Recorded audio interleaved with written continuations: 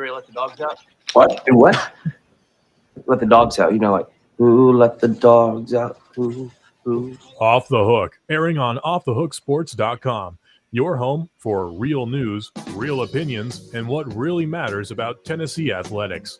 Always available on Apple Podcasts, Spotify, Stitcher, Google Play, TuneIn, iHeart. Like, share, follow, subscribe. Always available wherever you find your favorite podcasts. Welcome to the program. We appreciate you and yours for being up and at 'em at 8:30 Eastern this morning. For the West Coast, about 6:30. Miami time, still 8:30. Amanda and I got in a little bit of a confusion about that. Depends on the neighborhood, right, Amanda? Apparently. That's what you said. It's not. I got my time confused. Sometimes a week away takes, I think, some brain cells. And it may have done so. So thanks for getting on board and being on board.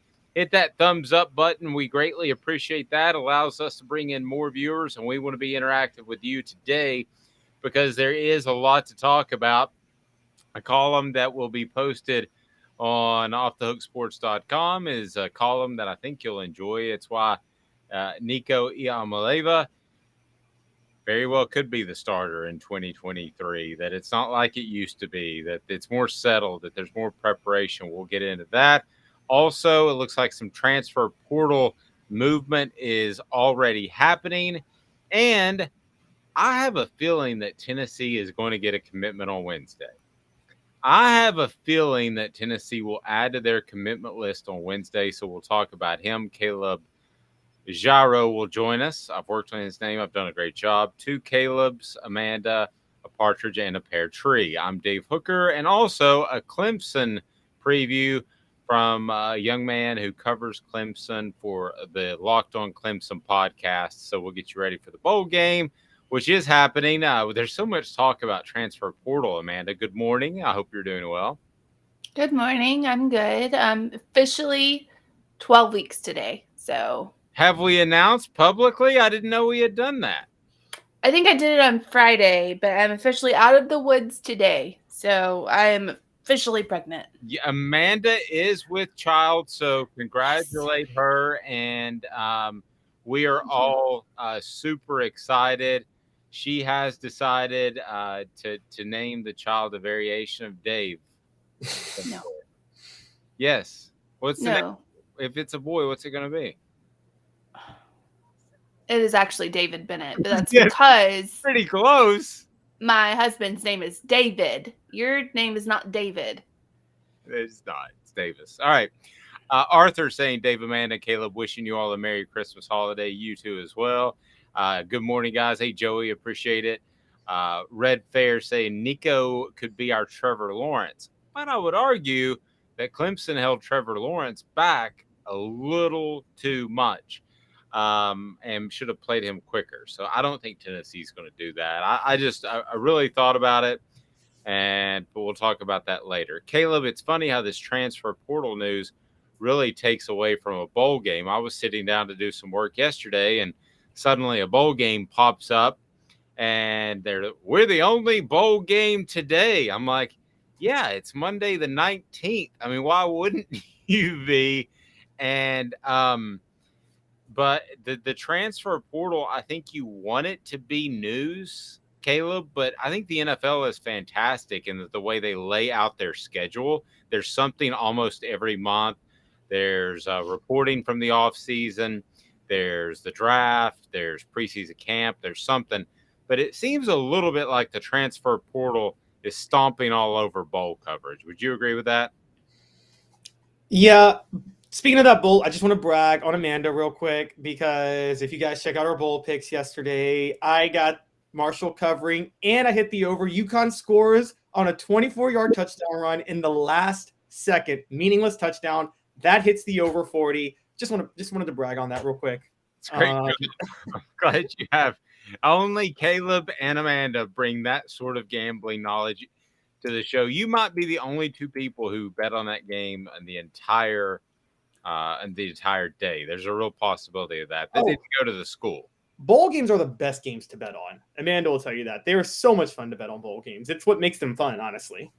Well, see, I've always thought the opposite because I've been to bowl games and covered them and thought this team doesn't want to be there or does want to be there. So it's almost like I have insider trading info. But Amanda, most of these bowl games we don't cover, so we're not around the team. I could make an argument right now, not being around the team, that Clemson doesn't want to be there because they want to play for a national championship, and Tennessee doesn't want to be there because they were almost in the college football playoff. One of those is probably true. I thought a lot about it. I think this could be a one-sided game. Maybe wrong, but I don't know which one it is. That's the tough part about bowl games for me. So bowl games, I factor in the backups because that's normally who's going to be playing, except for if you're Alabama and you have Will Anderson and Bryce Young playing in your bowl game. Which is strong, by the way. Yeah, which is crazy, especially in this time, like this atmosphere of NIL and transfer and NFL and opting out and all that, that your 2 star players who are going to go in the top, of the draft are actually staying and playing in a quote unquote meaningless bowl game. But I look at the backup. So you have to look at who wants to play because maybe the starters are disappointed. Maybe, everybody who worked so hard this season's disappointed, don't want to be there, but your backups have something to prove. So I look at that as to who is going to come out and play. Yeah. And if I wanted to, Caleb, I could look at the fact that Jalen Hyatt and Cedric Tillman aren't going to play as a sign that maybe the whole team doesn't want to be there. I think that's a little too simplistic in this situation because Tillman, frankly, Tennessee's offense has been better without him, and he's had the ankle injury that he's dealt with, get that healed. I think you and I were both a little surprised by Jalen Hyatt, but again, you're reading into things that these are 18, 19, 20-year-old men. I think it's commendable that the Alabama players want to come back and play. I really do. And I think it's commendable that a lot of those players come back. And I'm about to the point, Caleb, where I'm not there yet, but if NIL continues to grow, as I think it will, I'm to the point where it's part of your obligation to play. Thank you. I've almost come full circle in that. I was kind of at first, who was the first? It was McCaffrey, right? Mm-hmm. McCaffrey was the first big one that didn't play in a bowl game. And I was like, good gracious, son. And Gary for Michigan. Same year, sorry. Big defensive guy. Yeah, and ironically, it was that year that the Michigan tight end Butt was his last name. I don't remember his first name, but blew his knee Jacob. out. Jacob Butt. So I'm almost full circle, guys, where I'm like, it's your obligation to play. You should play in this game. Caleb, where do you stand on that? Because these guys are making NIL dollars off the fans that support the programs that they played for. No, they're making NIL dollars off the corporations and the businesses that decide to give them the NIL money. And it's on the businesses and corporations to put that their obligation at that point is to who's giving them the NIL money. And so I actually don't agree. I think that, for instance, Jalen Hyatt opting out, I think it's good for everybody that Jalen Hyatt's opting out. I think it's good for Jalen Hyatt to focus on the draft, but I think it's good for Tennessee. Tennessee needs to know if Jalen Hyatt's not going to be back next year and you're Tennessee, wouldn't you rather these bowl practices be able to get like Squirrel Wright more first team reps so you can figure out what he's doing and how well he's playing? Well, if you're giving me the choice between scoring 50, which I'm so over that saying, on Clemson and having a big day to help in recruiting or playing my younger guys, I'm going to 50. It depends on the younger guys, though. Like, okay, let me give like Darnell Wright. Yeah, you'd rather him play because there's nobody behind Darnell Wright really that can stand in at right tackle.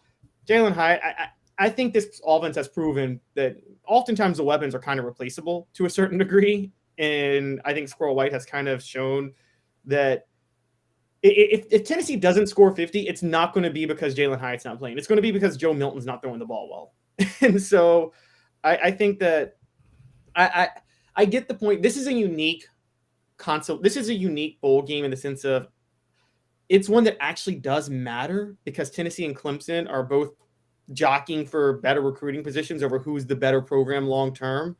That's usually not the case.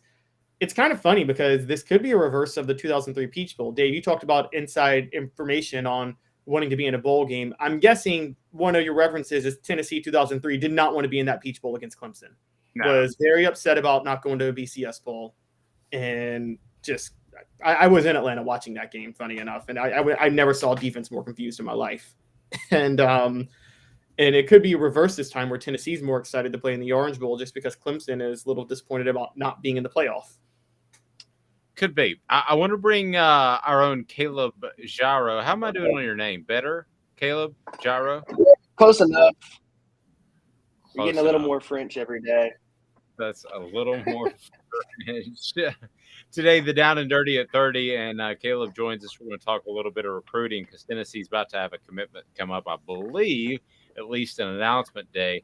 The Down and Dirty at 30 is brought to you by our friend Zach England, the best personal injury attorney in Chattanooga. Zach England. Zach's got your back, Best and Brock, and Zach can go toe-to-toe with those huge, monstrous insurance companies that have the scary attorneys, and Zach can go right up against them. He's done it. He's won. You may not even have to go to court. You deserve what you got out of that personal injury, and it could be very, very significant. So Zach's got your back. Zach of Best and Brock. So, Caleb, we got a commitment announcement coming up. What can you tell me about this young man who's supposed to announce tomorrow? Yeah, so Deshaun Bishop, a running back out of Carnes High School, a high school I'm pretty familiar with, is announcing his commitment tomorrow. Fan from Beaverland. I just Oh, like yeah. saying that. So it looks like it's going to come down to App State and Tennessee for him. And he was originally a Coastal Carolina commitment, but whenever Chadwell left for Liberty, he said he talked to the other coach. It just wasn't the same feel at Coastal, so he went ahead and decommitted and reopened his commitment. He took an official visit to App State this past weekend, really liked Boone, but he's a hometown kid in Knoxville. So I wouldn't be surprised if Tennessee picks up its second running back in this class. The really only true running back Tennessee has right now is Khalifa Keith, and he's also a three-star prospect who was previously committed to Kentucky. So I know they say Cameron Seldon, the athlete, he could swing the running back, but I really don't think he would. With Jalen Hyatt and Cedric Tillman on the way out, he'd probably end up as a receiver. Well, Keith is more of a power back too, right? So he's not the traditional. Yeah, Keith, when he comes in, will probably be more of a power back because if you think about it, they had to put Princeton Fant in on goal line situations this season. There really wasn't a running back they could put in that would get them that 1 or 2 yards, on the goal line or like a 3rd and 1. So I think Keith will provide that extra push next season. And Bishop, whenever you look at him on paper, nothing really stands out at you, like 5'10", 200 or so pounds. But he's the second. He has the second most yards in Tennessee history. He was like 100 yards off of Jalen Hurd's single season rushing record his junior year. Back-to-back Mr. Footballs, over 8,000 yards in his career in high school. Really, he's just a gamer. Like, he's got football speed, and he's just hard to break. I don't know what it is. He's not really shifty or a Derrick Henry type. He's somewhere in between, but people just can't tackle him. Yeah. Sorry, go ahead, Caleb. Yeah, so Caleb, I wanted to actually switch gears on another recruit. I wrote a column yesterday because I'm speculating on something, which is Jordan Phillips entering the transfer portal. He entered it a little late, honestly, relative to when you're supposed to enter. And he entered it right after a new defensive lineman, Nathan Robinson, arrived on campus and was practicing with the team last week. Do you think those are connected? Do you think Nathan Robinson is really underrated with his potential? Because he was only a 3-star across the board, and he's only like 270 pounds. Really, I read that, and I wasn't sure. When you look at Nathan Robinson, he's 6'5", 272, and then Phillips is 6'2", 295. So did the coaching staff tell Phillips, like, hey, we're going to invest in Robinson, tell him gain weight, and start him next season? That could have happened. I also look at the transfer portal, and right now it's really defense. Like, there's no defensive talent in the portal. It's pretty dry. A lot of guys right now, like Tennessee's going after a lot of receivers, but when you look at the portal defensively, there's not a lot of guys in it. So I wouldn't be surprised if after the bowl game we do see a lot of guys from other schools enter the portal, specifically defensive guys. And I wouldn't be surprised if another wave of Tennessee guys enter the portal for that same reason. I could see Phillips looking at Robinson and maybe that pushed him over the edge. Or it was very. I didn't expect him to go in the portal because I mean he played he was redshirting this year and he played 3. He got meaningful snaps in the games he played. So I was surprised with that as well. I could see that. Maybe they told him Robinson would project. I mean, he's the number 16 prospect in Tennessee, and he's got a lot of weight he could put on, but that was pretty surprising. Well, as far as you've kept tabs of the transfer portal, you mentioned receivers, and I thought the same thing about about defensive players. I don't know why, but it just seems light there, which is unfortunate for Tennessee because they could use help there. But I'm curious, some names out there that you see floating around that are worth keeping an eye on. They're really hard to project because they seem to just pop out of nowhere. But who are some names that maybe you're keeping an eye on? Well, the transfer portal is interesting because, like, when you look at a high school guy, you can say, like, oh, he loved Knoxville or he loved Neyland. You can project him to Tennessee. But a lot of these portal guys are just making business decisions. Like, whenever Tennessee picked up Andre Carrick yesterday from Texas. Like, he's not coming to Tennessee because he wants to play in front of big crowds at Neyland. He had that at Texas. He's coming to Tennessee for playing time. So that's why the portal is so weird. And then you look at, I think Devontae Walker is a big guy to be watching for Tennessee. He was a wide receiver at Kent State. He led Kent State in yards.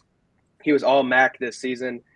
He's taking a visit come first of the year, sometime in January is his plan.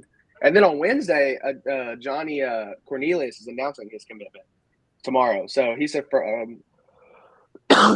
Rhode Island offensive tackle, 6'5", 310. So he took a visit to UT, and he didn't spend a lot of time in Knoxville. I think it was Friday night into Saturday he was in Knoxville, and then Saturday night into Sunday he was in Columbus. So he's getting a lot of visits in a short amount of time. But I think Tennessee is in a good place to get him as well. The only thing about that is since they picked up Carrick from Texas, it makes me wonder if Cornelius sees that as like, hey, Tennessee just gave up my spot. So that's the only thing with him. But he's a Northeast football player. He wasn't really recruited a lot out of high school just for the simple fact that there's not a lot of dominant colleges in the Northeast to recruit him. So I think Tennessee has a good shot with him. It's just a matter of, does Carrick turn him away, or does he still come and compete for a spot? Because I think there's a lot of open spots on that line. I want to get the whole committee's thoughts here. And let me start with you, Caleb Jarreau. Trying to do better on it, but now you made me insecure about it. So, Caleb, let me start with you. The concept of a player opting out when they have an NIL deal, I think you'll start to see less of that. You'll start to see some contracts that say you're obligated to play in the bowl game. And I'm just going to throw a for instance out there. You know, Jacob Warren is heavily involved with promoting Craven Wings, for instance. If I'm Craven Wings, I want him in that bowl game. How might that have an effect, you think, moving forward? Because the opt-outs, and Jacob Warren hasn't, by the way, but the opt-outs to me are kind of frustrating for bowl season. I mean, it really depends on how you look at it. A lot of these guys are opting out for NFL money. So do they think that they'll get more money from the NFL than from NIL? Then they might opt out anyway. I don't know. Opting out is weird to me. I was listening to Bryce Young before I came on this morning, like talking about how he wanted one last game with his brothers and they worked hard all season. And I get that side. Like, I get both sides of the argument. I just don't know where I'd fall. Because, I mean, if you told me that I was going to be a first-round draft pick with money on the table, like, I don't know if I would risk it in an Orange Bowl that really doesn't matter in the long run. Now Joe is saying that your name does look like Jarreau, like I was saying it when I first met you, but it's Jarreau. Yeah. Pronounce it one last time. Jarreau. Jarreau. All right. Calhoun, you practice. Jarreau. Basically, gyro, but a really, really, really, really thick Southern accent person said it. Gotcha. Yeah, be exactly. Be sure to hit that like button so we can bring you more recruiting information, transfer portal information as well. And Jarreau, certainly appreciate it. We will talk to you soon. Look forward to seeing what you have next. And the countdown continues. Awesome. Who's on our countdown today is 5 things to know about Tennessee's upcoming signees. That's a good point. Let me find out who's on the list. Today will be Ethan Davis and then Cameron Seldon, guy we talked about already. Ethan, I will go ahead and tell you, Ethan Davis is the guy that I'm highest on out of this group. I think he will be a no-name for the first year, maybe year and a half, and then I think his athleticism, from what I've seen, explodes onto the scene by his junior season at the latest. There you go. That's my thoughts. Even That's more than Nico. I like more about him. Even more than Nico, who can do push-ups. I like Jordan Matthews personally. He's DB 6'1", like 184. He's already like day one could put in time, and he's a sub 11 guy, so like his speed is just crazy. And I mean, he had Texas, LSU, and everybody else calling his name, and he came here to Knoxville. So good deal. That's my guy. Everybody's practicing on your name. Somebody will eventually get it right. I know. Yeah. Thank you. I appreciate that. All right, so Calhoun, you got all upset about me saying that prospects should adhere to some sort of obligation to play in the bowl game. I mean, you got Bryce Young, and you've got big-time players who are playing in the bowl game, and Tennessee is one that's not, and Jalen Hyde. I really don't count Cedric Tillman because of the injury. That's where I stand on that. But there are other players that are opting out of bowl games. Don't you owe it to your brothers, your teammates? I mean, okay, we say this whole owing it to the brothers. No one ever calls a coach out when a coach leaves before a bowl game to go take over another school. And what does the coach not owe it to the brothers and the people that they coached the whole year? I mean, Alex Golesh, does he not owe it to Tennessee to coach the bowl game, and which he's not doing? I don't think he does. He got a better opportunity, and he went to South Florida.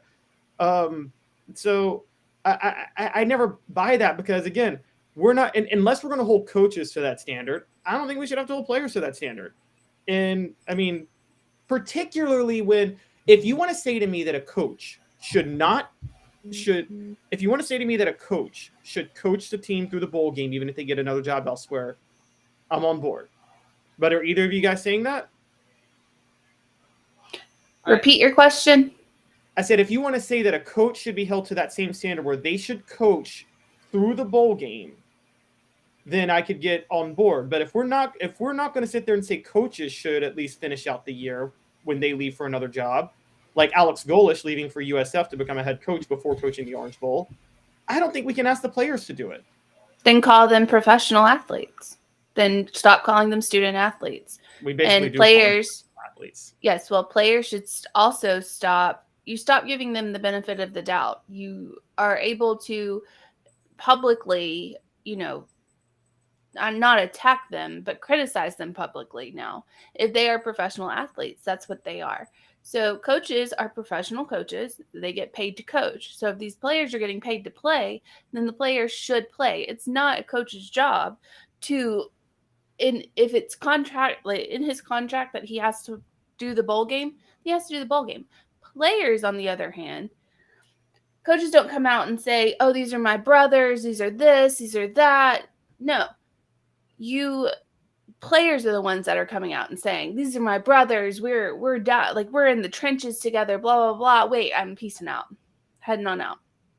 So there's a difference. I mean, the coaches do that, though. The coaches are the ones that preach to the players. Y'all are in the trenches, and I'm leading you guys through the trenches. And again, I'm with you. For the record, Amanda, I think we both agree. I think once NIL started, it's fair game to publicly attack college football players now. Full stop. You guys get paid. It is perfectly fine for me to call Jeremy Banks super thin-skinned and pathetic for what he did for costing Tennessee a shot at the playoff. I have no problem going as way harder at him than I would have gone a year ago or 2 years ago or whatever. But my thing is, again, if you want to say the NIL, this is on the people who give the NIL money, which is, if you want them playing in the bowl game, then the companies that give them the NIL money should require that they play in the bowl game. They're not allowed to. They're not allowed to. Well, the companies that are giving them the money are funded by the fans. That's who they're marketing to. I mean, and they're not allowed to set, not saying restrictions. They're not allowed to. It can't be performance based. So you can't say you have to play in a bowl game. Performance based with NIL. Exactly. It cannot be. NCAA set that rule. Well, It cannot be performance based. Couldn't you say participation based? Yeah, No. like okay. That's why the kid from LSU was able to take all of his NL money and That's right. peace and then he out. didn't even play He Miles didn't play Brennan. a single snap. Yes, because you're not allowed to set a performance based. You're not allowed to say you have to play in such and such game But because my thing is like, injury and all that stuff. okay, but even still, like, look again, like I would say that like coaches, again, they are paid to coach until they leave. So I would say that coaches, and now some coaches do, to be fair. When Jeremy Pruitt was hired at Tennessee, to Jeremy Pruitt's credit, he coached Alabama through the playoff because he's like, I want to stay with Alabama. But then some coaches, when they get hired, they're like, peace. I think of, I mean, and I don't mind coaches doing that. I'm saying that, like, I don't mind players doing it either. I mean, again, Can you imagine for a moment whoever signed a contract with Cedric Tillman? Remember, he was in Times Square before the season. Whoever signed that contract, they didn't get much out of that at all. They got nothing. That's not because Cedric Tillman bailed. That's not his fault. I know, but that's part of the problem with this whole thing. And you're buying in such a short term that, if you go buy Aaron Rodgers 10 years ago, you're pretty certain that, and you're going to line it out in a contract, of which I guarantee you these contracts don't exist right now, but you're going to get 3, 4, 5 years out of him at a minimum. Now, he could pull the early retirement thing that we've seen guys do, Barry Sanders, Calvin Johnson, the quarterback that talks like this for the Colts. What was Andrew Luck? Andrew Luck. Yes, I mean, Andrew Luck could very well pull a quick retirement, but then he doesn't still get that money. So all this money, the way we've got it worked out now, is paid up front, and then I hope you have a great year. Y'all are asking for regulations to protect the corporations from themselves. The whole point of a business and a corporation is you make an investment and you take that risk. No, that's capitalism. I'm definitely no. I agree. No, because I did that. I definitely agree that there should be no regulation on it. I don't mind telling the story with Jacob Warren and Cooper Mays, who are on our YouTube page. I simply asked the question. I said, I'd like somebody who can talk, who's a good person, and is not going to get arrested and is going to play.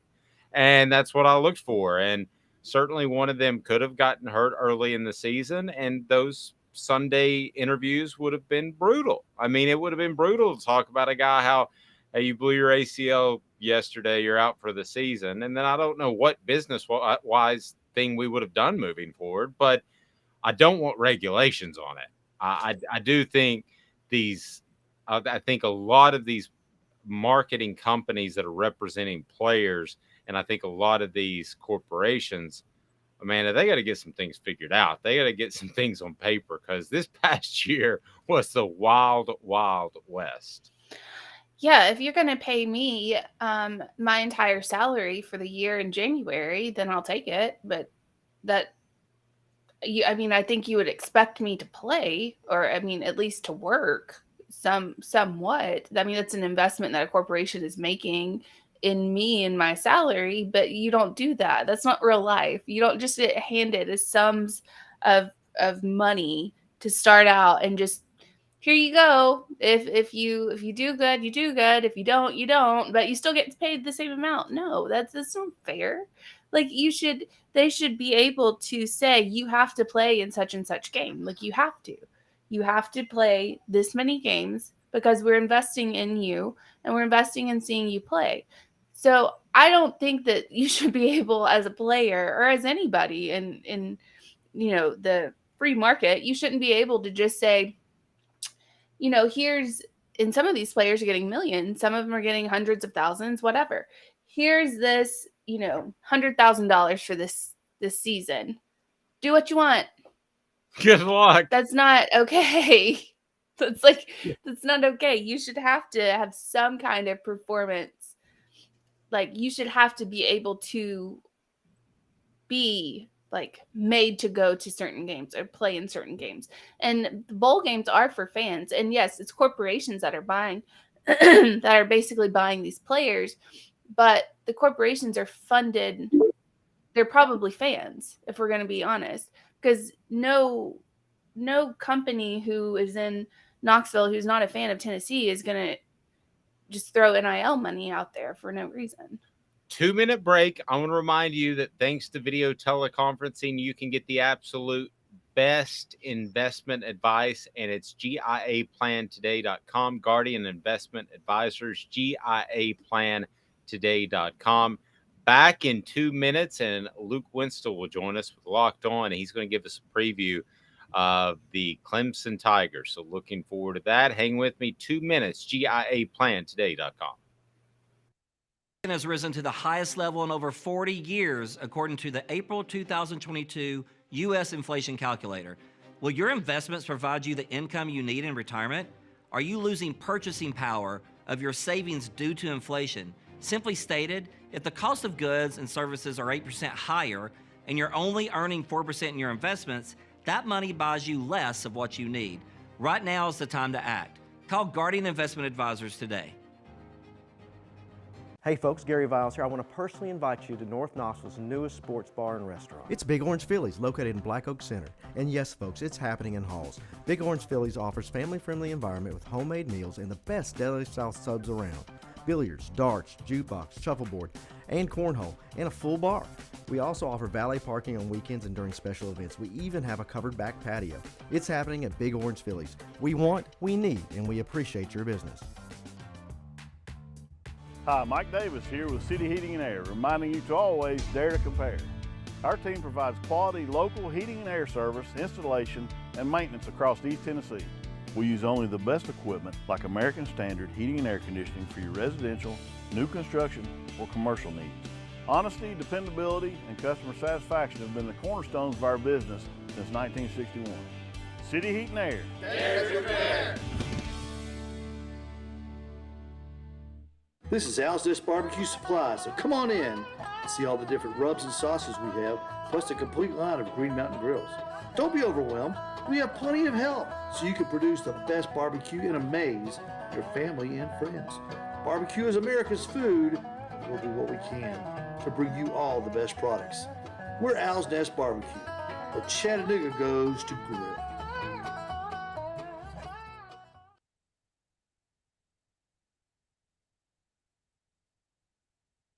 Got cataracts? We can fix that. Never miss another moment. With a little help from Doctors Campbell, Cunningham, Taylor, and Hahn at cctis.com.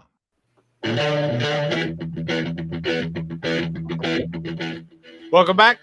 Please hit that like button, the thumbs up button, share as well. We greatly appreciate that because we are joined by a very special guest. Let me go ahead and bring him on now. It is Luke Winstall. He's all over the place. You look at his Twitter page, and it's ESPN Plus broadcaster, recruiting analyst, Clemson Sports, the Luke Winstall Show. He's everywhere. Luke, how do you keep things straight? You're so busy. Thank you, Dave. I appreciate you having me on. And for me, it's just a lot of every week looks different, structure the schedule, and then divide and conquer and go for it. But thankfully, I've got a lot of good support that helps me get it done. There you go. Luke's appearance brought to you in part by ZulBeer.com, XULBeer.com. Zul Beer is worldwide award-winning craft beer and the official craft beer of Off the Hook Sports. So, Luke, the million-dollar question when I go into bowl games, and I've covered quite a few, is always, does this team want to play? Tennessee was almost in the college football playoff. Clemson was expected to be a real contender for a national title.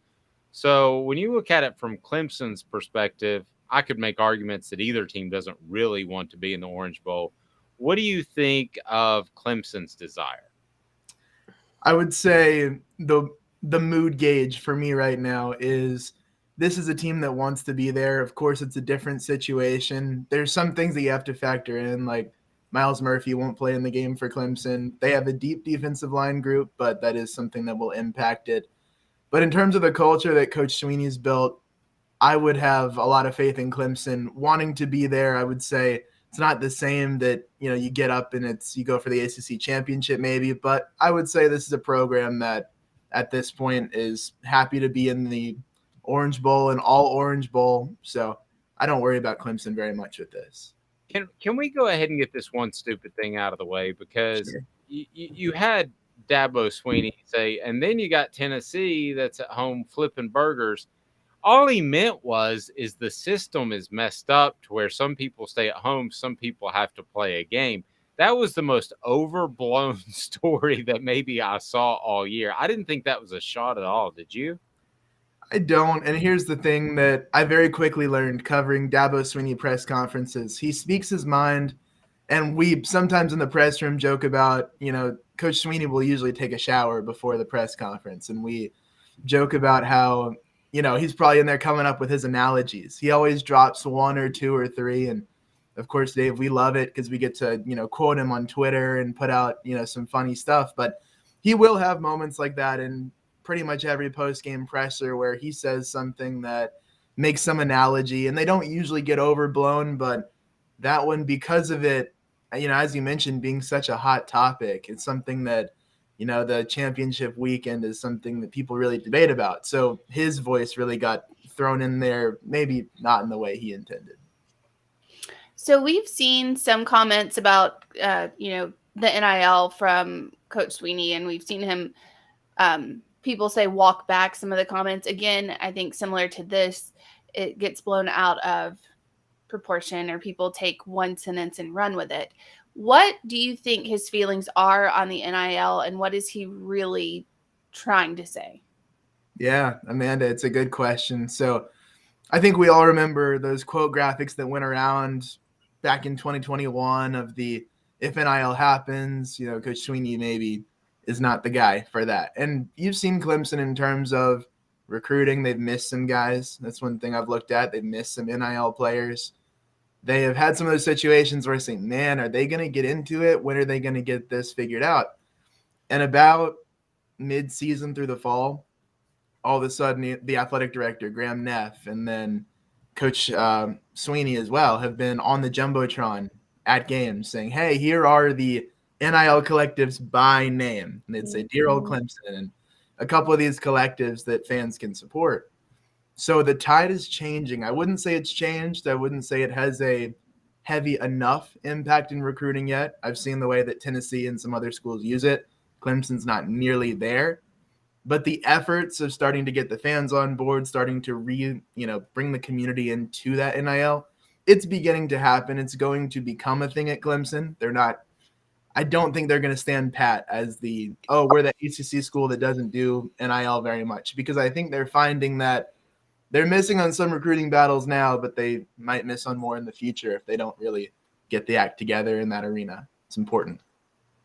So, Luke, I've got an interesting take in this all Orange Bowl and why it matters a lot. And I've been big on this, which is that I've said for a while, I don't think Clemson and Tennessee can exist in the same sphere as powerhouse programs. I don't think the town's big enough for the two of them. I think if you look at Clemson's rise starting in 2011 under Dabo, a lot of it was based on, recruits that like Taj Boyd that, when Tennessee felt, Lane Kiffin turned away, and then in-state recruits from Tennessee that the Vols couldn't land because they had fallen off as a program, and Clemson got them, Trevor Lawrence, Amari Rodgers, T. Higgins. I think that makes this bowl game for a consolation game, for like a non-playoff game, huge for both teams, because I want to know where you stand on this. If you think they can exist together, and if you agree that this is a gigantic game for recruiting purposes, since they recruit some of the same areas.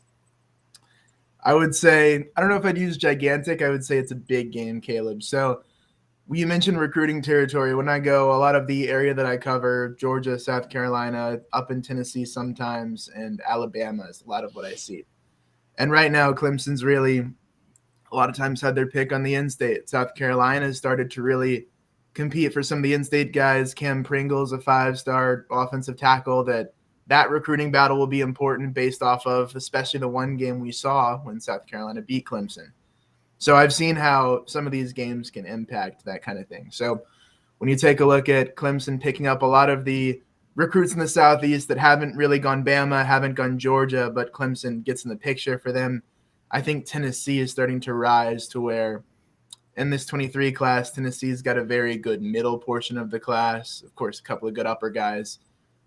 But I think this is where they can parlay some of that momentum if they beat Clemson to pulling some more of the Peter Woods types that Clemson got this year, or the Vic Burley, 4 borderline 5-star that Clemson got that Tennessee maybe wasn't quite in the mix for, but a win would help them get into that mix for having a thicker top line part of their recruiting class.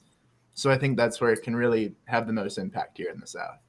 Were you at all surprised by the amount of success that Clemson had in particular the East Tennessee area when you're talking about Amari Rogers and T. Higgins? A lot of those battles came down to the wire, and I thought Tennessee would win some of them, but it seems like Clemson there for a while just was sweeping the deck. Yeah, and the thing with Clemson, especially pre-NIL, their recruiting was really a well-oiled machine. You talk about under Venables and Coach Elliott, and some of that process where Clemson could just walk in and have their guy. They have this thing where they don't recruit a lot of guys. They offer usually around 100 right now in terms of their classes and really push hard. And especially when Clemson was winning those titles in 16-18 or the 6-year playoff run, when they went all out for a guy, they were getting them. They're not seeing that as much right now, but at that point in time, it was one where, my boss would describe it of if Clemson really went swinging for somebody, it was a very high chance they'd pick them up. They just really had that down. And the tides changed a little bit, but I'm not too surprised they're able to go in and win those battles, given the state of the two programs. Yeah, Tennessee had a guy named Butch Jones. He went swing and he missed everything. So T. Higgins was committed to Butch Jones for a minute. What is that? As you said, T. Higgins was actually committed to Butch Jones for a minute, funny enough. And then and then he met him. Sorry, Amanda, go ahead. We see, obviously Clemson's the ACC. There's a lot of SEC teams that they battle with for recruits and whatnot. What is the feeling? And from the SEC people, people think that the SEC we're the best conference, high and mighty, and some people are. How does Clemson feel about the SEC? I think Clemson loves the opportunity to play the SEC in a bowl game. I do hear plenty of comments of, the SEC superiority. This is not coming from the team, but people around the press environment, people around these types of environments. When you have the games on a TV inside the press conference area and you're looking up and is that the mighty SEC and all that? Some people will joke about it in ACC media, and some people around Clemson, I think, love a shot to say, hey, we can hang with these guys. We want the opportunity to play with these guys. There is some sentiment from fans around the program of if Clemson played in the SEC or if Clemson played in a different conference, that they'd be judged by a different standard. So if you lose one game, you wouldn't drop 2 out of the top 10. For example, from 4 or down to 9 from 4. Maybe it'd be a shorter drop, like what Tennessee had from 1 to 5. So there's some of that from fans of like, if we were in this different perspective, we think we'd be judged differently just because we're in the ACC. It's a different standard. And some people have trouble with that. My stance on that is, hey, you're in the ACC, you got to win your games. You got to go, you can't lose more than 1 to be a top team. And it's just how it is. You have to know you're on that standard and you have to go win your conference or else the college football playoff is probably not going to happen. Cade Klubnik will start for Clemson. And I'm just curious, if you were Dabo Swinney, when would you have benched DJ Uiagalelei? Yeah, it's such a tough question. I think there's something that's play into it that I think are important for y'all to know. So if you remember back to July 21st, 22nd area with ACC Media Days, Dabo Swinney had this fervent defense of DJ. And no matter what happened during the season, it would just continue. We'd say, well, DJ was good enough for Clemson to win this game, but not good enough to have DJ on the sideline in the fourth quarter cheering on Cade, getting the young guy experience because Clemson's blowing out the opponent that they probably should have been. So the thing with DJ was he was good enough to win, and he was good enough to get Clemson the double-digit wins back-to-back years. But it wasn't good enough, of course, for Clemson to get to where they thought they could have been this season. So to answer your question, I think what Sweeney did to the point of the South Carolina game was good, not great. I'm not sure. Even in hindsight, I would say I would have changed that. But in the South Carolina game in the second half, we're sitting up there, and it feels almost hopeless. It was like this offense can't move the ball. They punted back to South Carolina. Defense might get a stop, and they were doing pretty well. But South Carolina's punter had an incredible game, so Clemson was getting pinned back inside their 30 pretty much every time, and the ball was not moving. It was borderline pathetic, the offense. I mean, passing for 99 yards in a rivalry game at home. And to see Cade not even get a shot in that game, I mean, you could have thrown in the punter at quarterback and gotten the same result in that fourth quarter, if we're being honest. So to me, I think in the second half, there was some point probably in the third quarter where Cade needed to at least get a chance to change the energy and be a change-up, because I'm trying to think of maybe you can help me with a situation at Tennessee that's comparable, but it seemed like the offense for Clemson was like a flat tire at times. It was very flat, the energy.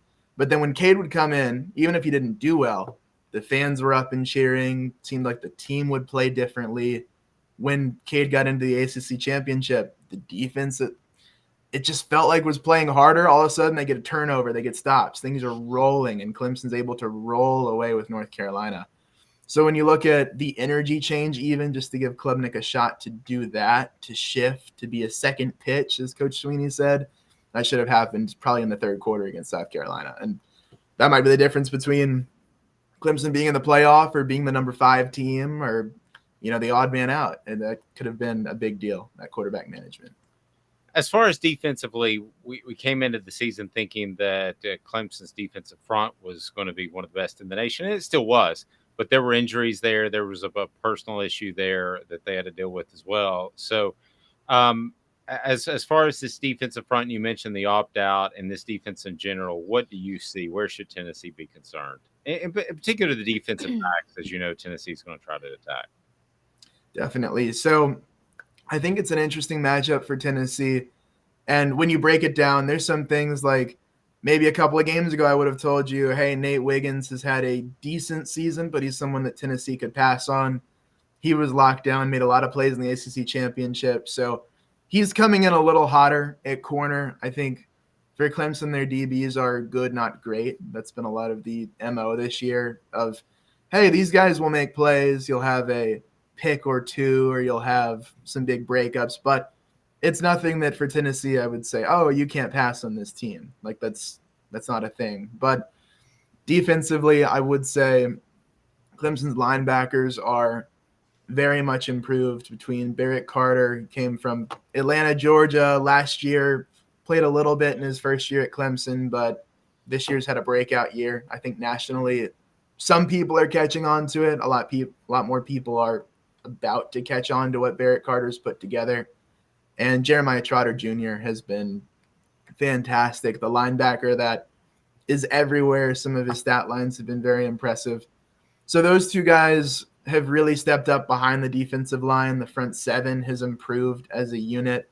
Seems like under defensive coordinator Wes Goodwin, they've come together. So the thing I'd worry about with Clemson is their depth in terms of pass rushing. If you're going to have Joe Milton or your quarterback sit back there and try to deliver some heat downfield, just know that Clemson can bring some heat. Brian Bresee looks like he'll play and might even be a candidate to return, given he didn't have a great season. There were the personal issues you mentioned. There were also illnesses involved, injuries involved. So Bresee is one that can really bring the heat up the middle. You don't have Miles Murphy off the edge if you're Clemson right now. So you've got some of your guys like Rook Ohoro that can get in, and he's going to be a Senior Bowl player. KJ Henry, he'll be in the Senior Bowl. Tyler Davis was an All-American. So the ability for Clemson not just to pin their ears back and go off the edge like you've seen in the past, but to really bring some heat up the middle, I think is where you start to worry if you're Tennessee and just have to really account for that pass rush coming at you the way that Clemson's able to bring it. Luke, Great stuff at Luke Winstel, Winstel, for those on the audio platforms. We appreciate the time and enjoy Miami. I can send you some fun places. Thank you very much, Dave. Appreciate it. Thank you, buddy. It's Luke Winstel again. You can follow him all over the place. He's Clemson Sports, at Clemson Sports, the Luke Winstel Show. He's everywhere, so does a great job. ESPN Plus broadcaster as well. How would Dabo Swinney have done had he been hired as the head coach at Tennessee instead of Clemson? 2009? 2009. Pretty good. Let's see. Well, I'm trying to think of the landscape of the SEC East at the time, because you had Urban Meyer was Urban Meyer, yeah, but Florida was on. That was the last year with Tebow. They were going downhill. Because we talked about this with Landry. You know how Dabo is he's not like Heupel or Saban where he's a guru on one side. He's kind of a CEO where he hires staff members to do the X's and O's. And the underrated part of Clemson is, one, he cashed in on Tennessee recruits, but the other part is he instituted the spread that Tony Elliott runs. Or right. Chad Morris. Can't believe I'm saying Chad Morris's name. But he instituted that spread in 2011 when nobody in the ACC was running it. Half of coaching success is you have a system that no one else is running at the time you introduce it. That's the biggest reason Bruce Pearl was so successful his first few years at Tennessee, was because no one was playing up-tempo, 40 minutes pressing, flex offense at the time. And you've seen Bruce Pearl adjust. So I don't know. It's difficult. I don't know if he would have done as well, because I think a lot of teams in the SEC were running the spread by that point in 2010. Well, he's got 2 national titles in his pocket. They've done that well. No. Yes, because he started dominating the ACC, and that allowed him to recruit really well. Because, that's what I mean. Would he have been able to start recruiting the way he was recruiting? Okay, because Tennessee have been as successful. Let me play the other side. Tennessee. I've said this forever. Like when Derek Dooley used to brag about being in the top 25 of the recruiting class. Well, so what? I mean, that's 6th in the SEC. And I think the 3 of us, and I'm not joking, could recruit a top 30 class at Tennessee because I think they have so much support. So would his recruiting have been better because there's so much support that we're seeing via NIL now? But the fans were there 10 years ago. They just had a terrible coach. The money was there. It was just distributed in a different way. So, Amanda, if Dabo Swinney steps into that, are we talking 2 national titles? If I put it at 1.5, are you taking the over-under? I'm taking the over. And I'm taking the over because I think Tennessee, him recruiting at Clemson was kind of an uphill battle. Him recruiting at Tennessee, however, wouldn't have been. And so I think that if he had implemented what he did at Clemson, he would be just as successful, if not more so, in the SEC in Knoxville. Clemson was nobody before Swinney got there. I mean, really, like it was, a drought over there. And even though they do play in the ACC, to your point, they did win 2 national titles. So it's not like, they just beat ACC teams and there they were. I mean, they won the whole thing twice. So I have to say that I think Dabo would have done just as good, if not better, at Tennessee. I tell you what, that makes it today's tough question because it's tough. We do our research. Have you done your research? Butch. We're working like heck. Today's tough question. What's the real debate? You sipping my Soupe Guadalupe? Exclusively on Off the Hook Sports with Dave Hooker and Amanda Lafrada. You drinking my sake, Kimosabi? Oh my God. Today's tough question is brought to you by Big Orange Phillies. Big Orange Phillies on Maynardville Pike in North Knoxville. Big Orange Phillies is phenomenal, and they have great food, they have great service, they have cornhole, they've got billiards, they've got every game you could possibly imagine on TV at Big Orange Phillies. So Amanda's already taken the over. Dabo Swinney, had he been hired at Clemson, would he have at Tennessee? Would he have 1.5 championships? Take the over under. Caleb Calhoun, what say you? Going under. Because I actually agree he would have recruited better at Tennessee. But Dave, you brought it up. Recruiting better in the SEC still is not like if you have a top 15 class in the ACC, that's a top 3 class in the ACC. If you have a top 5 class in the SEC, that's barely a top 5 class in the SEC. Or sorry, top 5 class nationally. So I think relatively, like in 2011, Tennessee would have played Arkansas, Alabama, and LSU, and those were the 3 best teams in the country. That was on their schedule. All 3 teams would have been better than Tennessee, no matter how Dabo Swinney recruited that year. And all 3 teams were better than Tennessee that year. And I've broken with a lot of people on this. I think NIL changed it, but I don't think Tennessee was that easy of a place to recruit at relative to other SEC schools in the 2000s and the 2010s. I think the worst thing that happened to Tennessee was Georgia getting relevant again in 2001. Sure. No, I totally agree with you on Georgia, but I think you could have a good class with anybody, and Butch Jones and Derek Dooley proved that. I think to have a great class, you have to be a great recruiter. So I want to take the over so bad with Amanda, but I just think 2 national titles is a big, big thing. So I'm going to take the under. I think he has a great amount of success. I think you still got Nick Saban that you've got to play each and every year. Then you've got Georgia that you've got to play each and every year. So I think the challenge is much greater.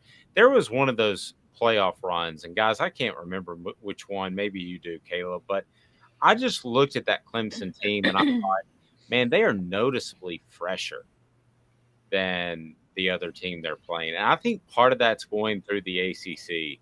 I think part of that is being able to sit your guys. Tennessee was in that position to be able to sit their guys at halftime for a lot of the games this year, but that's not the usual in the SEC, but it's the usual at Clemson. So I wonder how much that helps to keep guys fresh long term. Caleb, I think it helps a lot. I agree, it helps. And we also have to remember that Dabo didn't start recruiting Dabo level until 2015, after Clemson had already been an 11-win team regularly in the ACC. They would not have been an 11-win team regularly in the SEC. Wouldn't have happened. Would have been impossible. For the record, no coach could have done it at Tennessee from about 2009 to 2014. It would have been impossible. Go ahead and click that thumbs up button, because I got a feeling you're going to like what I'm about to say, and I got a feeling that a lot of Tennessee fans will. I see a lot of similarities between Dabo Swinney and Josh Heupel. The one glaring one is that clearly Heupel is the offensive mind. Okay, Dabo Swinney was not the offensive mind nor the defensive mind. He was neither. He, like you said, was a CEO. But I think there is an element of belief in a team, a belief in a coach, whether or not it's faith or whatever it happens to be. I think they inspire that as leaders, as people. And the other thing is not this exact same way, but I think Tennessee is ahead of the curve offensively, while you said, and you're correct, Clemson's ahead of the curve. So am I stretching it to say there's a bit of a comparison there, Amanda? I think you're stretching it. That's fine. I'm sorry. You I know think to you're do that. stretching it. I think I see Heupel as more of a Saban-esque type, where he is very, very proficient on one side of the ball. And you know that no matter what is happening offensively, Heupel's really the guy that's making the calls. Saban's the guy at Alabama defensively that's making the calls. I think Swinney is a CEO type. I think he is more of a, I don't want to say salesman, but almost a salesman. He seems like an honest salesman, for lack of a better term. Heupel's not like that at all. I think what you see is what you get with Heupel. He's very much a player's coach. And apparently Swinney is as well, but I feel like it's more of Heupel knows what's going on the field, the X's and O's, the play calling. And Swinney's more of behind the scenes, like locker room type stuff. Well, would you give me at least, though, that they're players, coaches, and they're ahead of the curve on one side of the ball? How about those 2 similarities? Players, coaches, yes. Ahead of the curve, one side of the ball, not really. Just because of the differences in who they play and where they play. All right, Caleb. Am I just dumb? I 1,000% agree. I 1,000% agree with Amanda on this, in the sense of, I didn't even find, again, he's ahead of the curve relative to the conference he's in. And so Dabo Swinney, yes. Okay. Swinney. I do agree with the players. I think there was a time and place where Dabo was the players' coach. You're right. NIL kind of changed things a little bit, but pre-NIL, Dabo was the players' coach. He always supported his players transferring wherever they wanted to go. If they weren't going to play at Clemson, he just seemed much more fair to them. I think one of the moments that really stood out to me that I gave him a lot of credit for is when the whole standing, kneeling for the national anthem came out. You could tell that Dabo didn't agree with kneeling for the national anthem, but you could also tell he wasn't going to character assassinate. He wanted to have a discussion about it. And I think players who may have even disagreed with him respected him because he was honest about where he came from, and he wasn't going to character assassinate people who came from a different position. And I think I remember that in 2016, and I gave him a lot of credit for that. I think now with post NIL, I think Josh Heupel has taken the Swinney title, because you see Josh Heupel just super defensive of a player's right to do whatever's best for them. And I think that's going to resonate with a lot of recruits and players who see Heupel and say, this guy really cares about me and my future above all else. I think they're both players, coaches. I agree. I think we can agree on that, right? Yeah. Yeah, I just said I think Heupel took the mantle post NIL because Swinney, as we respect the honesty, but may have unfortunately said some things that might cost him with some recruits nowadays. True. Real estate needs, go to AndyMasonRealEstate.com, AndyMasonRealEstate.com. Don't cost yourself thousands or tens of thousands with a bad real estate transaction. They have over 40 years of experience at AndyMasonRealEstate.com. You will love them. And they have 2 business principles: best price, best service. How about that? Pretty simple. 2 minutes in this day in sports history, and it's a doozy off the Hook Sports. Sun, sand, and salt water, the beach is a very relaxing place. Unless you wear contacts. Ow! Open your eyes to the best the beach has to offer with LASIK vision correction from Campbell Cunningham Laser Center. Hey folks, Gary Viles here, Viles Automotive on Callahan Drive. I've been selling cars here in East Tennessee for 27 years. In that time, I've come to realize it's not about the car. It's about you, the customer. So I'm here to take care of you just like family. Good credit, bad credit, you name it, we can get you taken care of. If we don't have it, we can find it for you. We go across the country to get any vehicle that you want. And here at Viles Automotive, we don't believe in fake numbers. We just give you great deals. And as always, we want, we need, and we appreciate your business. Do you want to own the more that owns every job? Then get to Vassey Lawn and Garden in Cleveland and get you a Toro. I'm David Vassey, here to talk to you about Toro. With a Toro Zero Turn, you'll get more out of every minute and you'll reach the finish line faster. At Vassey's, we like to say, no matter if you're mowing 3 acres a week or 11 lawns a day, homeowners and business owners alike find confidence in equipment they can trust from top to bottom. Vassey Lawn and Garden, Highway 60 North in Cleveland. Man alive, it's worth the drive. This is Steve Rain. I own the Midnight Oil and Michelin Tire Direct service station here in Ooltewah. It's not a fancy place, never has been, but it's a clean place with clean restrooms and good folks who work here. We sell gas and fix cars, nothing glamorous, but we love what we do, and we're going to keep doing it for a long time to come. There's not many real service stations left, and that's a shame. We're the guys just like the guys back in your hometown. We'll fix your tire, change your oil, and put a new set of Michelins on your car. If you want a Twinkie, you'll just have to keep on going. Thanks for the business.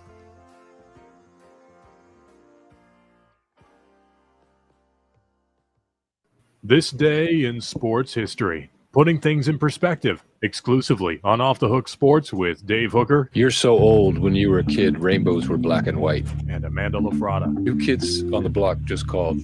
They wanted you as a backup dancer. Alrighty, here we go. This day in sports history, and this day in Tennessee sports history. We get right to it, and this is a while ago. Okay. And I want to thank Brittany for doing such a great job of putting this together. December the 20th, 1978, Tennessee's basketball team took the most expensive trip in school history to that point, traveling to Santa Clara, California, and Honolulu for a holiday tournament, and that's an expensive trip. How much must that have been in today's dollars? That's a 50 grand trip. Easy, right? Like total? Yeah, if you talk about 12 players, support staff, let's throw and coaches, let's make it 25 for a good round number. Do some math for me. You're smarter than me, Amanda. I think it's 25,000. You're gonna go with 1,000 per person? Yeah. Yeah. I don't know. Planes. I mean, I'm just saying back then in 1978. Oh, right now. I was talking now. Now. Oh God, right now? Probably 100 grand now. Yeah. Smoky Mountain Red said 150 grand. I was about to ask for your travel agent if you're going to be able to pull that one. No, I thought you meant in 1978, how much would it have cost them? And I was like, probably not 50 grand. You know why that's so noteworthy is because if you think about it, Tennessee didn't care anything at all about basketball for the majority of those years. The Ernie and Bernie thing just kind of happened. That was great. Ray Mears was awesome. But it just kind of happened. They didn't really start funneling money into the basketball program until when? Caleb? I mean, you would know more about it than me, but like I know in 97 and 2001, they settled on hires with Jerry Green and Buzz Peterson. And those were the most ultra settling hires. So I don't think. Well, they were supposed to get Kevin Stallings. And the story I was told is that they were in Kevin Stallings' house, who was a good coach and had good success at Vanderbilt. And Doug Dickey thought it would be a good idea to take a phone call from Jerry Green. So he stepped into the bedroom of the Stallings house, and Mrs. Stallings eavesdropped and listened to it and told Mr. Stallings. And so when Doug Dickey comes back out, he was asked to leave the premises immediately. Wow. Okay. Caleb, you might remember this. Kevin Stallings was on the front page of the Knoxville News Sentinel as the next head coach of Tennessee basketball. Sorry, this was 1997. I was living in Memphis. And then that blew up before that. That blew up after that.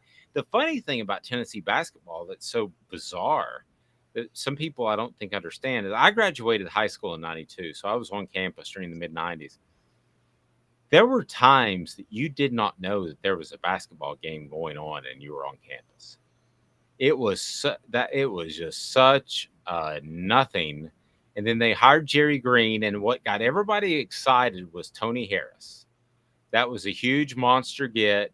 And then they had the Midnight Madness thing where they could officially practice at midnight. You know how they had that at Duke and stuff. And Tony Harris sprained his heel on his first dunk. That got, funny enough, I know the Tony Harris hire because I had season ticket. My first foray into sports, my grandfather had season tickets to Memphis Tiger basketball games at the time at the Pyramid Arena. I don't know if you guys know that, remember that arena in Memphis. Yeah. And, they turned it into a Bass Pro Shop. It's the biggest triangle Bass Pro Shop you've ever seen. Yes. And so I would go, and that got Larry Finch fired more than anything else, was letting Tony Harris get out of it. He lost Todd Day to Arkansas. You probably remember Todd Day, Dave. Todd Day. And then he lost Tony Harris to Tennessee. And that effectively got him fired, which was, for people who don't know about Memphis Tigers, firing Larry Finch was as brutal as when Tennessee had to fire Johnny Majors. That was firing a favorite son in every way, shape, and form. And so, yeah, losing Tony Harris to Tennessee was the final straw for Larry Finch. Oh, gosh, and I forgot about Donnie Tyndall. Smoky Mountain Red brought up Donnie Tyndall.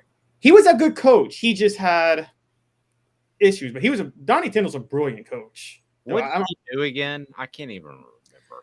I don't want to say something that'll like get us sued, but there was academic fraud issues at Southern Miss. I can just say that much. Oh, that's right.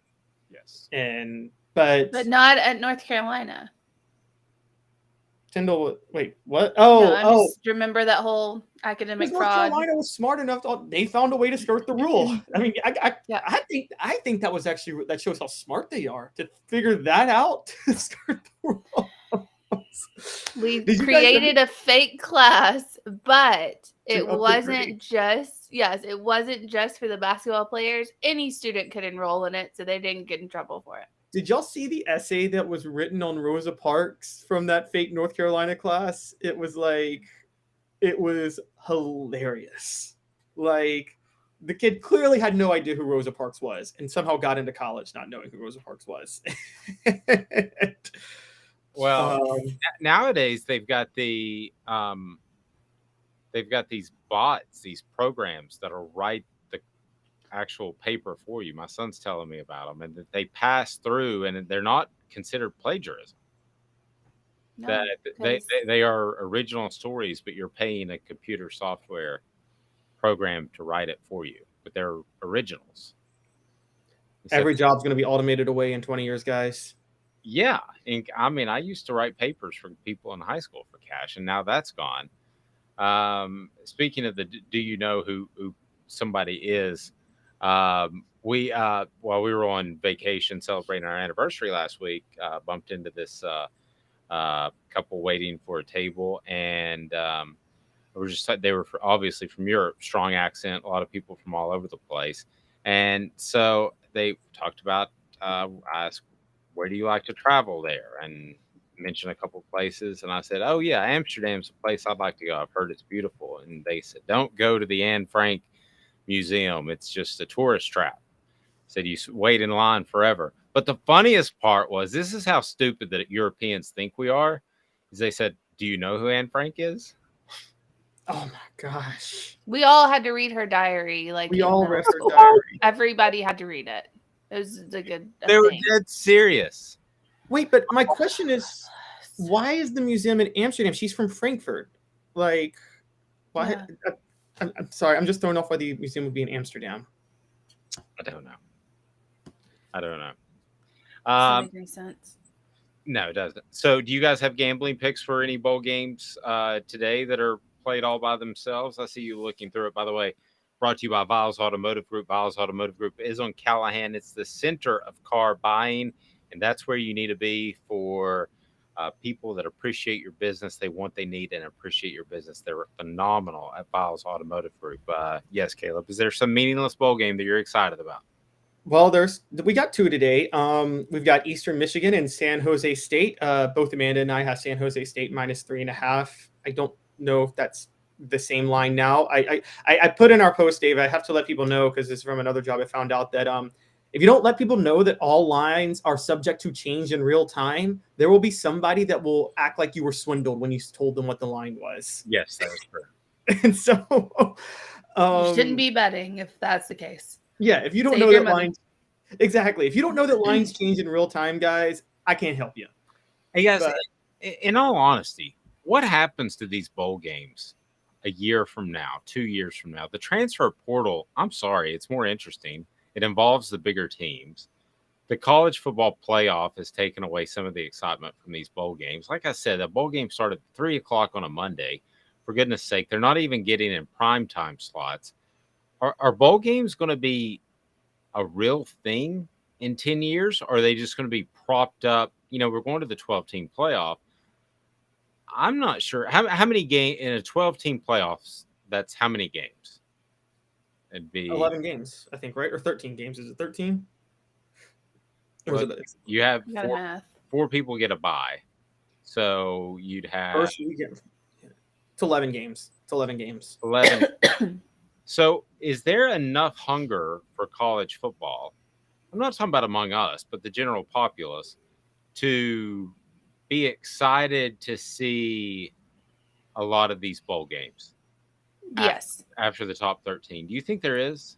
With sports betting being legal, yes. I think that there definitely is enough interest. And what I think is going to happen is they're going to turn some of these bowl games into the playoff games. So instead of it being like the Orange Bowl will be like the, Well, they you know, are doing that, but I'm talking about Yes. outside of those games. yes, then there will still be, because college, I mean, sports betting is such a big deal now, and it's getting legalized everywhere. So yes, I mean, there's still money to be made. As long as there's money to be made, we'll still be having these games.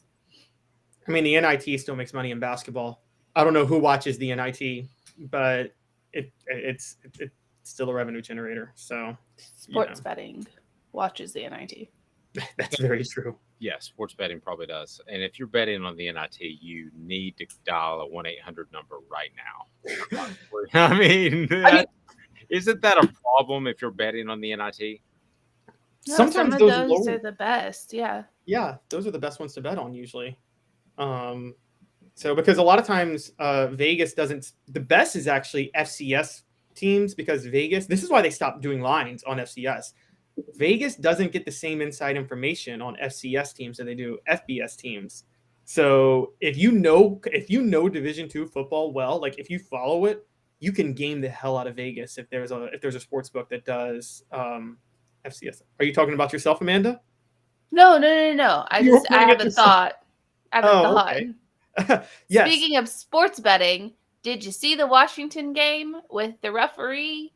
Did you see it? Did you see it? Yes, Maryland had an odds boost, so I had a parlay, and I had 2 of 3. The only one I needed to hit was for Washington to win, and that didn't happen because of the worst non-call. That was worse than the non-call on Alvin Kamara in the NFC Championship game a few years ago. No, I thought it was the worst call. He told the wide receiver that he was on the referee told the wide receiver that he was on the right line. And I mean, he even looked to the referee. The referee was like, "Yeah, you're good." And the moment the play started, the flag went up, and he was a false start. Oh, I'm talking about the play where there was a clear pass interference 2 plays later that wasn't called, which I think we need to start. I think NFL officials still are underpaid. I'm going to be honest. I think we need to pay them better, and then they need to have to start doing their own press conferences after games on why they made calls. I feel like we should be able to see their bank accounts. Yes.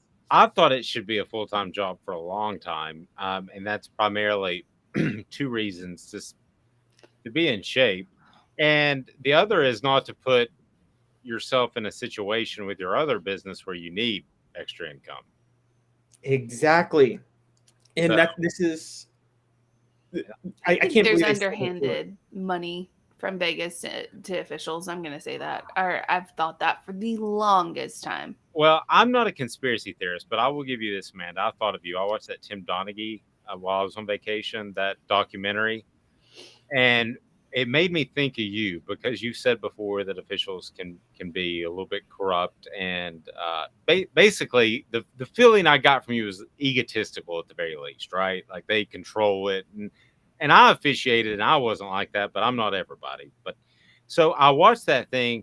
Tim Donaghy actually tried to convince you at the end of it that he didn't bet for his team, that he didn't actually affect an outcome, when the whole 90-minute documentary was about him admitting that he affected it. But at the end of it, he tried to change your mind.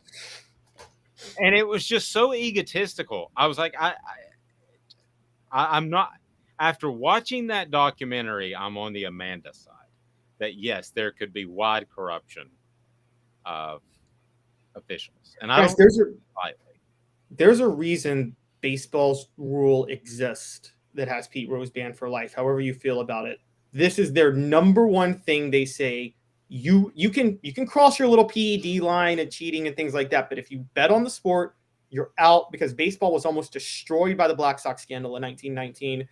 And even when Pete Rose was like, I was betting on my team to win every night, so it doesn't matter. No, it still does matter, because you're skewing the lines if you're choosing not to bet one day, and you might put in a reliever that you wouldn't put in for this particular game because you have a lot of money. That to me makes baseball the most egregious, even if you're betting on your team. If you put a reliever out there in June when you know you really need him in late August, then you are putting wear and tear on his arm and you don't get it later, but you need to win that bet. Exactly. That's always been the biggest issue. Baseball more than anything. I mean, you're not going to play Michael Jordan or not because of a bet. You're going to play. Right. But with baseball, that's been the one that bothers me the most. I know. So we all agree that Pete Rose should be banned forever. Yes. I don't. But and actually, I think Calvin Ridley should too. Sorry. Whoa. I don't think you should. I think betting on the sport you play is the most egregious crime you can commit in a sport. But we have officials that throw games. If they do and they get caught, they should be banned for life. They should go to prison, honestly. But Ooh, Caleb's on one today. Donaghy was supposed to go to prison for 15 years, and he turned on everybody that crossed his path. He did it. I For didn't. the record, I think Michael Jordan should have been banned after 1994, but the NBA couldn't afford to do that because they needed him. But we all agree Michael Jordan was gambling on basketball, right? Yeah, I think he was banned. I don't know. Yeah, this was a secret ban for a year. I've always thought that. Yeah, he should have been banned for life. If you bet on the sports you play while you're playing it, you should never be allowed back in the sport. That is the most history major here. Go read about how the Black Sox scandal nearly destroyed baseball, guys. Just read about it. It was really, really, really bad. Yes. Go ahead. I'm sorry. I'm more concerned about the officiating. I would like to see, and this is how I feel about Congress. I would like to see your bank records. I want to know why you started out, making $100,000 and now you got millions. I want to know all of that stuff. That's how I feel about Congress members. That's how I feel about officials. Show it. You should have to show it all. Just say. No, I'm with you on that. I mean, I'm with you on banning. I mean, I'm with you on going hardcore after officials on that. But we never will, because Vegas always wins. There's a reason Vegas always wins. Also, pay the officials. Like we said, make them full-time employees and pay them really, really well to where they have no incentive to start doing shady. They have less incentive. There will still be some corruption, but they'll have less incentive to do shady stuff like this. Still going to take a $200,000 payout by some, big-time bettor in But Vegas. if you're making $150,000 salary on a yearly basis, are you going to risk a lifetime ban from the sport you're reffing to do it? Well, how many people have been found out doing it? Do you know how it started with the Tim Donaghy thing real quick? It started with a bookmaker came to him and said, I will give you this amount of money to pick winners. So I'm not even counting it. It doesn't bet against you. You don't lose this money if you pick a loser, but you can just look at the officials and the personalities involved. A lot of times officials had agendas. Said, you get this much money if you pick a winner. You guess how much he got? A winner. How much? Millions of dollars are moving around. Guess how much you got? How much? $2,000. Oh my gosh. And NBA officials are paid well. I think they're unionized. He ended up doing it for about 40 games. So at best, he came away with $80,000, and there were tens of millions of dollars moving around. Because once they see trends, it goes up the chain and goes to bigger organized crime families. And that's exactly how it happened. It will never change either. That's the thing. There's a reason Congress will never change. It's the reason why officiating will never change. The money and all that stuff, it will never change because the people who control it up here are making the big money. And that's the thing. These other people are just pawns. I mean, well, in Congress, Supreme Court's basically legalized bribery because they sit there and say you can take however much money you need to run your elections. So well, and organized crime families have lobbyists too. Oh yeah. Yes. Yeah. I mean, I just want to go on the record that I am not suicidal. I did not do it. I am not any of that. So if I wind up dead from this conversation, I did not do it. Okay. There's not Fair on enough. And she is with child, which she announced Friday without me, which kind of hurts my feelings. Why But does that hurt your feelings? many reasons. But anyway, She's not your child. do we know if it's a boy or a girl yet? I can't say. You should announce that right now. No, I can't. My family doesn't even know. All right, here we go. Is Amanda having a boy or girl? Hit the thumbs up button. And she will tell you, be sure and share. Smoky Mountain Red says, congratulations, Amanda.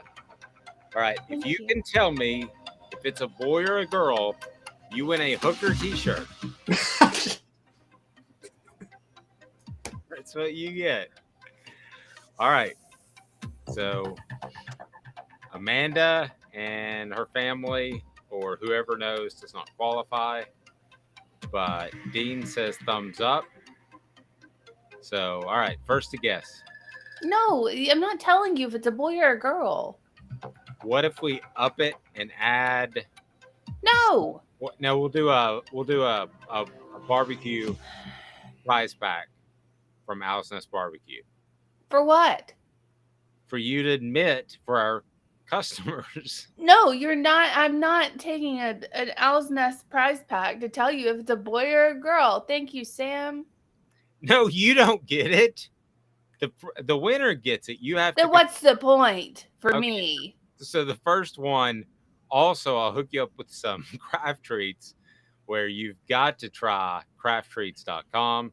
And in all seriousness, it'll help with your dog's Thank you, digestive issues and also anxiety, which can be bad for my dog, especially around the holidays. So go to crafttreats.com, crafttreats.com, use the promo code OFFTHEHOOK and get 20% off. So tell me, is Amanda having a boy or a girl, and you can win a triple pack prize pack? No one's gonna know. So even if I know, you don't know. Well, you would have to confirm it. I'm not gonna confirm it. Smoky Mountain Red said it will give your dogs the munchies as well. Yes, it uses CBD cannabinoid oils to also help with your dog's arthritis, which has been bad for my dog. So boy or girl on the message board, here we go. Can I do message board bingo? Because I got one right now. Let's do I'm it. not telling you. Let's if it's a do boy it. or a girl. Let's do it. On the La Frada message board, I'm so excited to have a girl. Smoky Mountain Red wins. She is having a baby. He wins. Okay, there's not a La Frada message board, unfortunately, but there should be one. All right, what do we got, Amanda? Dabo was right. F the portal and NIL has killed college football overnight. Okay, what? We would think Clemson automatically, but it's not going to be Clemson, is it? Why would you say it's not going to be Clemson, is it? And ask me. Is that your guess, Dave? I Did don't you jump ahead of everybody? I don't do this anymore. This is Caleb's deal. Amanda, is it SEC? It is, and Smoky Mountain Red beat you to it. Ah, Smoky Mountain Red. Congratulations. Amanda LaFrada's having a little girl, so that's awesome. What? Isn't that what? Huh? He said South Carolina. Oh, sorry. Well, when are you going to announce it? Well, I'm telling my family at Christmas, so. All right, special show, Christmas. Wait, who is South Carolina to talk? They would have gone like 4-8 without Spencer Rattler going off the last 2 weeks of the year. So sorry, just getting back to their message boards. They have no room to complain about the transfer portal. That's why it was a good one. That is why it was a good one. Very, very well played, Amanda. Thank you. She's pretty smart. Little girl. All right. Feel it, sense it. Very Do you good. have a guess, Caleb, on which it is, a boy or a girl? I am staying completely quiet on this. Smoky Mountain Red says South Carolina is on a high and I hate it. It's not going to last long. I promise you that. Have a fantastic day, everyone. We'll be with you at 8:30 tomorrow. For Caleb Calhoun, Amanda LaFrada, I'm Dave Hooker, Off the Hook Sports. Check out offthehooksports.com for the latest, a column about Nico coming up. And Caleb continues to churn out the great stuff. And Caleb Gyro does a great job of keeping up with recruiting for us. And we certainly appreciate that as the team continues to grow. This has been a presentation of Off